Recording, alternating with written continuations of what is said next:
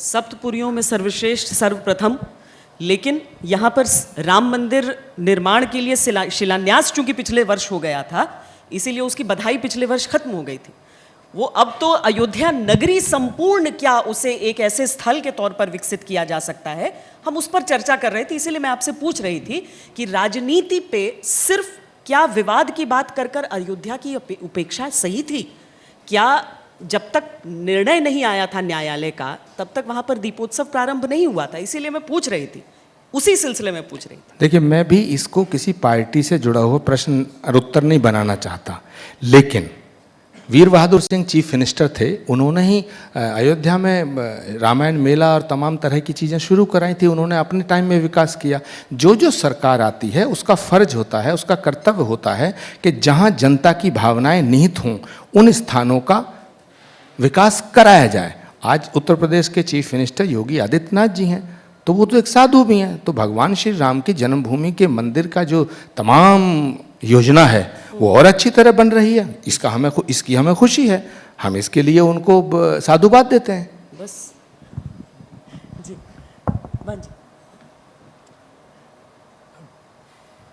जब हमारे प्रधानमंत्री जी 5 अगस्त को वहाँ पर शिला पूजन भूमि पूजन किए, उसका वार्षिक इस वर्ष 5 अगस्त को हुआ। वहाँ के लोगों को 5 वर्ष यह साल भर बीतने के बाद 5 तारीख अगस्त को लोगों ने बड़ा उत्साह दिखाया। अयोध्या के और जगह जो हुआ हो, अयोध्या के लोगों ने बहुत ही उत्साहित हुए। यहाँ तक कि दीप प्रज्वलित करके जैसे मानो अयोध्या में दीपावली आ गई हो। तो उसका महत्व कितना है कि यह निर्माण जिस दिन शुरू हुआ शिला पूजन के बाद, उसे राम भक्तों में जो आशा जगी कि ये आशा बहुत ही महत्वपूर्ण है। वो जो इतनी बरसों से वहाँ पर यह प्रतीक्षा कर रहे थे कि वो समय कब आएगा कि भगवान श्री राम उस भव्य मंदिर में विराजमान होंगे। जो लोग जाते थे त्रिपाल में पड़े हुए भगवान श्री राम लला को देख करके रो पड़ते थे कि ऐसे प्रभु जो जन जन के नायक हैं, जिनके लिए कहा जाता है त्रिलोक नायक, त्रिलोक के स्वामी, वो आज त्रिपाल में पड़े हुए हैं। बहुत ही कष्ट होता था उन लोगों को कि कब वो समय आएगा। लेकिन यह है कि समय आते और समय में परिवर्तन होता। चक्रवर्त ये परिवर्तन तो ये सुखानि चय दुखानि चय, चक्र के समान सुख और दुख का परिवर्तन होता। जिस समय भगवान श्री राम वन में जाने लगे थे तो माता सीता से कहे थे कि दिवस जात नहीं लागहि बारा, भामिन सिखवन सुनो हमारा।